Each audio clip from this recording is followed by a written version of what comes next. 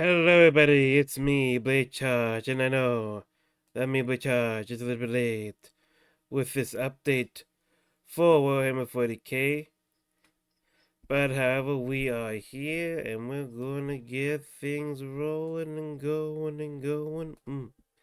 So, we're talking about the new mission packs that will be coming out in a few months, the Pariah Nexus mission packs. The Pariah Nexus is a part of the Ultima sect, I believe, that has no warp shenanigans in it, no warp at all, and is controlled by the Necrons. That's for more of a narrative campaign. I thought we were going with the Tyrannids in 10th, but it seems like we're going to the Necrons for a bit, it seems like. So they are calling this whole entire thing pack seasons, like, like Fortnite passes and whatnot. I don't think that's necessary. Just call them mission packs. We don't need the season stuff. You don't need to be that hippity hoppity with the kids that call it season pass. Ooh. Anyways, let's begin. So yes, new mission stuff. Pariah Nexus. That is the luck Necrons, like I said. So the new secret mission. So we are gonna get secret missions, and they are, and in this mission pack, they are gonna try to give battleline units more sway. Of course, there are factions like Imperial Guard who do use a lot of battleline units, obviously, but there are other factions that use them, don't really use them, like Space Marines. So I want to keep that in your guys' minds as we go through it, that not every faction is really going to be using battleline units. Like I know for Space Marine, maybe like a Assault Intercessor or an Intercessor Squad gets used for like holding the backfield and such. But maybe like that's about it. I'm not too sure about other factions really, but battleline units do get used, just not that much, except like a few factions again I got. So they are going to try to give some mission rules to help with battleline units. So we're going to look at raised banners. If a battleline unit from your army is within range of objective marker that player controls, that unit raises a banner on that objective marker, scores a victory point, which counts towards the secondary mission cards. And that player's units can no longer raise a banner on that objective marker. It's a one-time thing, basically. And rapid escalation. So on the first round of each player's turn, they can set up battleline units from strategic reserves and reinforcements instead of the movement phase, and they have to set up with wholly within 6 of any battlefield age, but no model can be within enemy deployment zone. And down here, and you can see the points there. Encouraging games 100, Strike Force 200, and Onslaught is 300. This will help encourage factions who don't really use Battleline to maybe use Battleline a bit more, but there's no guarantee that you're going to get these Battleline mission rules. There is more incentive too. Again, other factions like Imperial Guard are already going to be playing them, so it's like a bonus, like, yay! So there is that. Oh, sorry if I sound weird. I got sniffles, allergies. But this is pretty nice for Battleline, especially me. I like to use Battleline in my Marines. There are 3 primary new missions: plus 6 enemy speed, endurance, engaging, new way terraform. In particular, can push partners to first and first out of the comfort zone, awarding streaming VP to whoever performs a special action on each objective first, whether they continue to maintain control or not. You have to decide whether you raise for points, force to secure steady income, or take advantage of suddenly hasty opponents to slow down control battlefield, scoop a larger time for occupying objectives throughout the game. Isn't that kind of like the same thing, though? So, a way to receive passive income. Let's take a look at this. I think you guys can see good enough, I think. So let's talk about it. Okay, so Terraform primary mission. Your shooting phase, one more units from your army within a different objective in range of objective marker that's not within your deployment zone and has not been terraformed. It completes at the end of your opponent's next turn or the end of your battle, whichever comes first. If the unit performing this action is within range of the same objective marker and you control that objective marker, you can terraform it. Each of these objectives, if completed, each of those objectives is terraformed.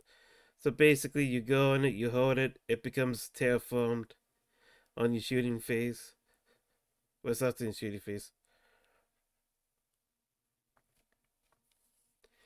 And second battle round onwards, end of the command phase, or the end of your turn is the fifth battle round, and you're going second. The player your turn scores VPS following up to 15 points per turn. 4 VP for each subjective marker you control. 2 victory points for each objective marker they have been terraformed during the battle. Note the above VP or cumulative. Oh crap. I'm gonna get canceled. Cultivated. So a player who controls one objective marker that they also have terraformed will still cost 6 victory points. Okay, so if you control an objective marker and you terraform it, that's 6 victory points. If like next turn or whatever, your opponent takes control of it, they're gonna score 4 victory points. But since you terraformed it, you're still gonna get 2, I believe. Oh, unless you don't get anything at all. I think you like slowly get the 2 victory points even if you don't get it. I believe that's what they're trying to convey. I may be a bit dumb here. Okay, those will fix the tactical new missions with your booby trap and terrain features, secure board edge, and particular favor trying to destroy select enemy units. You possess as a mark of death. Okay. Mark of death. Let us see. So, secondary mission attacker. Guess this is secret missions. When drawn, your opponent must select 3 units from their army on the battlefield. If only 2 units, they get selected.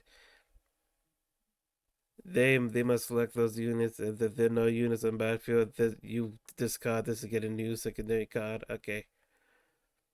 End of either player's turn. One or more of those selected units were destroyed or removed from the battlefield for any other reason this turn. 5 victory points.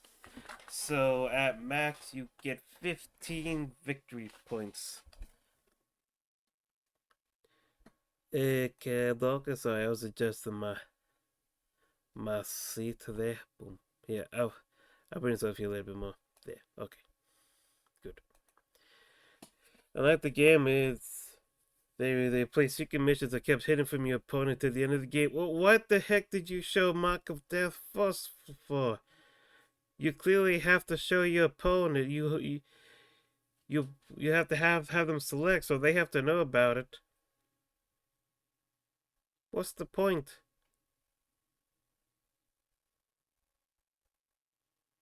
There's no random draw. Just pick one card for secret mission deck. Oh, okay, and hide it.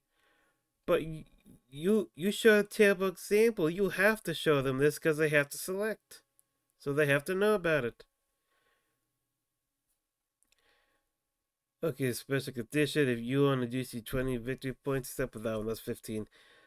There is some risk to go with reward though. If you pick secret mission, you cannot score more than 20 points from your primary mission. You can only score up to total victory points for the primary mission. So opting for secret mission will limit you down to 40 because you will because you can only do it from turn 3 and up. Okay, makes sense. Secret mission cells each are distinct enough that a canny opponent can guess what you're trying to do, so you need to obfuscate your movements to slip past their notice. Well, if if your opponent's smart, then they'll catch on. Command interstitial rewards a sudden dash to seize the enemy deployment zone with your warlord. especially good for fast-moving characters or units that can redeploy mid-battle. While war attrition is set once you to limit or push back their battleline units while smothering their territory with your own. Okay, let's fully read this. Command insertion. Your warlord, man, that warlord's actually getting used at the end of battle, is within range of one or more objective markers in your opponent deployment zone that you control. So you need opponent's deployment zone objective marker. War of attrition at the end of the battle. Oh, one or more of your opponent battleline units from your army is within your opponent's deployment zone, and one of the following conditions apply. There are no battleline units from your opponent's army on the battlefield. Every battleline unit from your opponent's army that is on the battlefield is within your opponent's deployment zone. Very nice, very nice. If your opponent thinks you try to achieve command in position and retreats a battleline unit to contest the backline objective, it can very well let you in war of attrition instead. Affairs would be proud. Okay.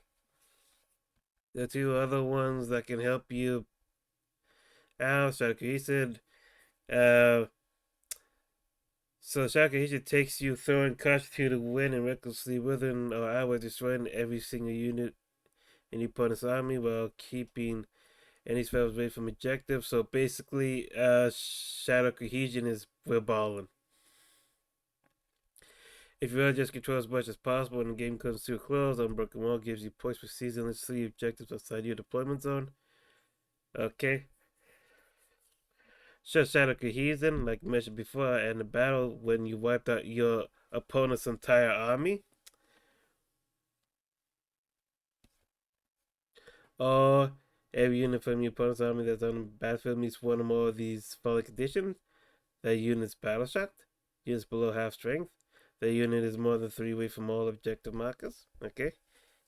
And Unbroken Wall is basically what it said. Okay. Each player contains 69 cards. Ooh, ooga wooga. Including both attack and defender decks of secondary missions and secret missions, so just one pack will cater both players in the game. Or, hold on a minute. You can wait until the Tabletop Battles app, which is free, gets updated with all the new rules because it has everything that you're gonna need. You don't have to pay for the physical cards. You can save your money. Get this app. There's some videos and such on how you can use the app and such. Just to let y'all know. But you can also get this app and not pay for the physical copies that are going to collect dust later on. So you can use this for all your missions on there. You just gotta wait until it fully updates. Okay. So it is going to come out in a few months. The new pack looks kind of promising. I'm interested to see if there's any more battleline stuff in it and what the defender cards are going to be like, to be honest. Since they only showed attacker.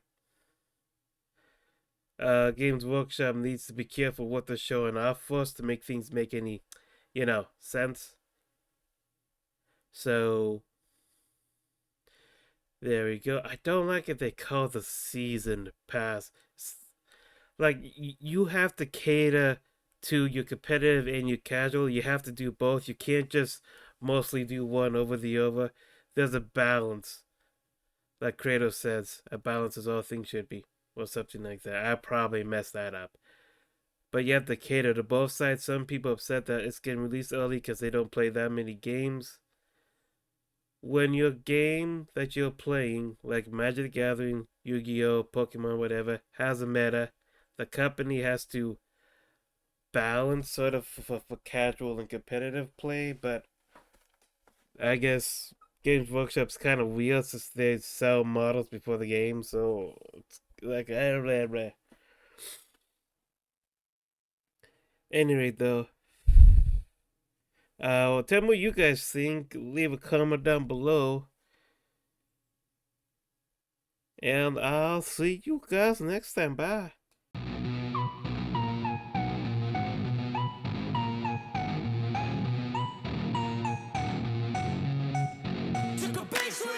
So best friends got each other's back. We used to cruise around with a bass to the max. Everyone in school, while I was in the lab, cooking up some beats that would turn into tracks. High school chillin', I was on a mission. I had bigger dreams of being a musician. Teachers always talked, but I couldn't seem to listen. I lived in a fantasy land, they called it fiction. But I was gonna be big one day, playing shows on the road to a soul.